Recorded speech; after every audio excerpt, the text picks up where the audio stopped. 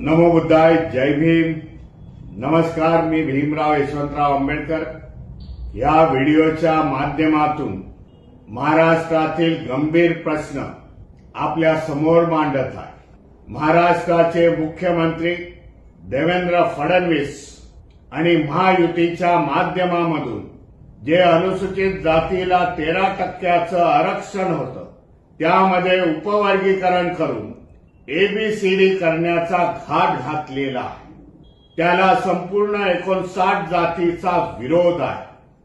Doctor Babasaheb आंबेडकरांनी हा संपूर्ण समाज होमोजिनियस असं म्हटलं होतं. त्याच्यामध्ये त्यांनी उपजाती केल्या नव्हत्या, परंतु या सरकारच्या माध्यमामधून ह्या 59 जातीमध्ये तेढ निर्माण करण्याचा, त्यांच्यामध्ये वितुष्ट लावण्याचा, परस्परांमध्ये द्वेष भावना निर्माण करण्याचा डिसिजन ह्या महाराष्ट्र सरकारने घेतलेला आहे. त्याला आमचा विरोध आहे.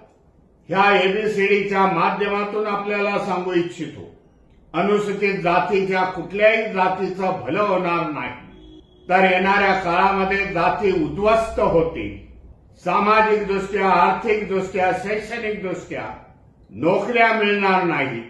एवढं मोठं षडयंत्र ह्या महाराष्ट्रामध्ये चालू आहे. त्याला विरोध करण्यासाठी, महाराष्ट्र सरकारला जाब विचारण्यासाठी, महाराष्ट्र सरकारची हुकुमशाही मोडण्यासाठी येणाऱ्या 30 जून रोजी दुपारी 2 वाजता आझाद मैदान ते मंत्रालय येथे लाखोच्या संख्येने हजर राहून या सरकारला आपली ताकद किती आहे हे दाखवण्याचा आपला प्रयत्न असायला पाहिजे.